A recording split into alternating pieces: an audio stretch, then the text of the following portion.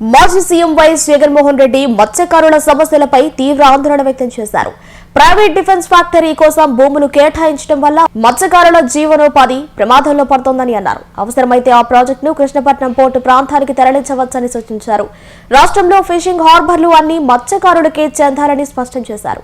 ఇక ముఖ్యమంత్రి నారా చంద్రబాబు నాయుడు ప్రభుత్వంపై తీవ్ర విమర్శలు చేస్తూ తమిళనాడు నుంచి అక్రమంగా వేట జరుగుతోందని ఆరోపించారు. అధికారంలోకి వచ్చిన 3 నెలల్లోనే మత్స్యకారులకు సంబంధించిన ప్రత్యేక కార్పొరేషన్ ఏర్పాటు చేసి ఫిషింగ్ హార్బర్లను పూర్తిగా వారి సొత్తుగా మార్చుతామని మాజీ సీఎం జగన్ హామీ ఇచ్చారు. ఈ జూవలదిన్న ప్రాజెక్టులో ఇక్కడ సాగర్ డిఫెన్స్ అంటే ఒక ప్రైవేట్ డిఫెన్స్ కంపెనీకి చంద్రబాబు నాయుడు గారు ఇక్కడ భూములు కేటాయిస్తారు.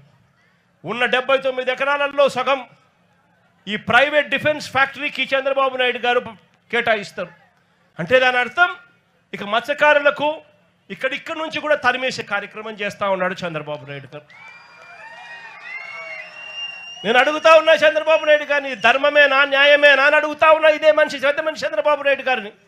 మత్స్యకారుల కోసం ఫిషింగ్ హార్బర్లు జగన్ నిర్మిస్తే నువ్వు చేస్తా ఉన్నది ఏందయ్యా? దీన్ని కూడా దోచుకునే కార్యక్రమం చేస్తా ఉన్నావు ప్రైవేట్ వాళ్ళకి ఇచ్చి. ప్రైవేట్ వాళ్ళకి నువ్వు ఇవ్వాలి అనుకుంటే పక్కన కృష్ణపట్నం పోర్ట్ ఉంది. ఆ పోర్ట్లో కావాలంటే దండిగా ల్యాండ్ ఉంది, అక్కడ కావాలంటే వాళ్ళకి ఇచ్చుకోవచ్చు.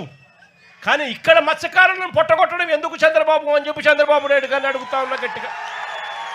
చంద్రబాబు నాయుడు గారిని గట్టిగా వార్నింగ్ కూడా ఇస్తా ఉన్నా. కళ్ళు మూసి తెరిచేసరికే మరో 3 ఏళ్ళు అయిపోతుంది. వచ్చేది వైఎస్ఆర్సీపీ ప్రభుత్వమే. ఈ ప్రైవేట్ డిఫెన్స్ కంపెనీని ఇక్కడ నుంచి షిఫ్ట్ చేస్తారని చెప్పి కూడా చెప్తా ఉన్నాం. ఇక్కడ ఫిషింగ్ హార్బర్ ఇక్కడే కాదు, రాష్ట్రంలో కడతా ఉన్న 10 ఫిషింగ్ హార్బర్లు అన్ని కూడా మత్స్యకారుల సొత్తు అని చెప్పి కూడా ఈ సందర్భంగా కూడా చెప్తా ఉన్నా. దీన్ని ఎవ్వరూ కూడా వాళ్ళ దగ్గర నుంచి తీసేయలేరు. చంద్రబాబు కాదు కదా, వాళ్ళ తాత కూడా తీసేయలేదని చెప్తా ఉన్నాను. ఇంకా అన్నిటికన్నా విచిత్రం ఏమిటో తెలుసా? చివరికి చంద్రబాబు నాయుడు గారు ఇక్కడ మత్స్యకారులకు మేలు చేయాల్సిన చోట మేలు చేయకపోగా వారి కడుపు మీద తంతా ఉన్నాడు చంద్రబాబు నాయుడు గారు. ఇక్కడే ఈ ప్రాంతంలోకి ఎవరూ కూడా రాకూడదు. ఇది ఆంధ్ర రాష్ట్రానికి సంబంధించిన ఫిషింగ్ ఏరియా. స్ట్రిక్ట్గా రూల్స్ ఉన్నాయి. మనం తమిళనాడులోకి పోకూడదు, తమిళనాడు వాళ్ళు మన దగ్గరికి ఇక్కడికి కూడా రాకూడదు. ఇవన్నీ స్ట్రిక్ట్గా రూల్స్ ఉన్నాయి.